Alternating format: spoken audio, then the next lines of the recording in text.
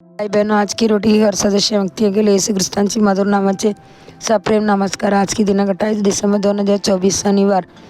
ध्येयाचे दिशेने ख्रिस्त येशू मध्ये देवाचे वरच्या कालच्या पक्षीसारासाठी मी ध्येयाकडे दाबतो. फिलिपियर 3 अध्याय 14 वचन. मी अनेक वेळा वृद्धाश्रमांना भेट दिली आहे, वृद्ध कैद्यांना भेटलो आहे. मी त्यांच्यासाठी अनेक भेटवस्तू घेतल्या आहेत.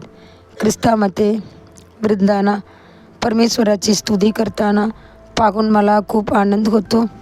ते त्यांचे भूतकाळ आनंदाने आठवतात आणि आनंदाने त्यांच्या भविष्याकडे पाहतात.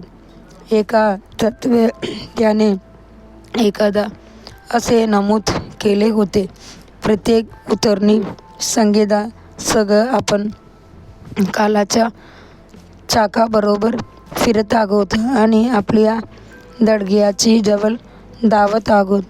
तर हे खरे आहे की एका महिन्याची शेवटी आम्ही आमची शेवटची दिवसाचा 1 महिना जवळ आहोत आणि एका वर्षाची शेवटी आम्ही आमची मृत्यू आणि दफन करण्याची 1 वर्ष जवळ आहोत.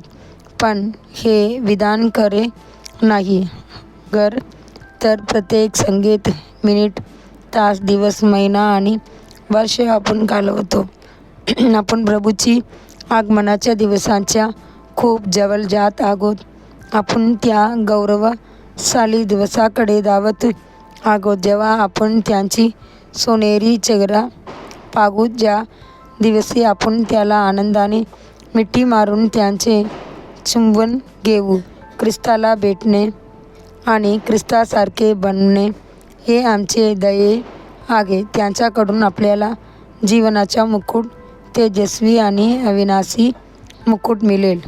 यांचा संदर्भ देत प्रेषित पौल म्हणतो, ख्रिस्त येशूमध्ये देवाची वरच्या प्रचारणाचे बक्षीस, ज्याने ख्रिस्ताची स्वीकार केला नाही, परंतु पापात सतत रागून ते देखील तडग्याकडे धावत नाहीत, तर न्यायाचे दिवसाकडे धावत आहेत.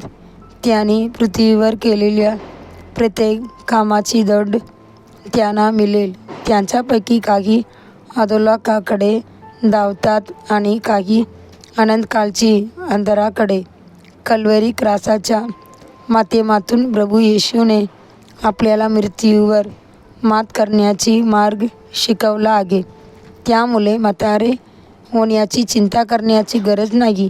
मोसे 120 वर्षांचा असतानाही तो प्रगती करत होता.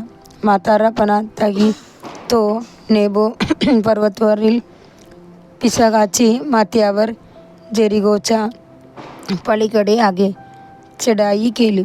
तिथून त्याने कानानकडे पाहिले. दूध आणि मध वाहते जे त्यांचे लोकांना वारसा मिळेल, आणि परमेश्वराने त्याला किलाच्या सर्व प्रदेश दानापर्यंत दाखवला. सर्व नप्ताली आणि एफ्राईम आणि मनासेचा प्रदेश, यहूदाचा सर्व प्रदेश, पश्चिम समुद्रापर्यंत, दक्षिणेपर्यंत आणि एरिगोची गोर्याच्या मैदानापर्यंत, गजुराच्या झाडाचे सगर सोअरयापर्यंत. अनुवाद 34 अध्याय 1 ते 3 वचन. मृत्यूच्या वेळी त्यांची डोळ्यात तेजस्वी दृष्टी होती. देवाची मुलांनो, तुमच्या डोळ्यातही अशीच दृष्टी असावी. तुझे डोळे दुरून राजाकडे पाहू दे आणि चिरंतन कानांची वाट बघा. ख्रिस्त येशूमध्ये देवाची उदरवर्गमी कालेचे बक्षीस मिळवण्यासाठी ध्येयाकडे धावा. पुढील चिंतनासाठी श्लोक. मोसे मरण पावला तेव्हा तो 120 वर्षांचा होता. त्यांचे डोळे अधूक झाले नाहीत किंवा त्यांचे नैसर्गिक जोम कमी झाला नाही. अनुवाद 34 अध्याय 7 वचन. दिवसासाठी बायबल वाचन सकाळी जगरिया 5 अध्याय से 8 अध्याय, संध्याकाळी प्रकटीकरण 19 अध्याय. धन्यवाद.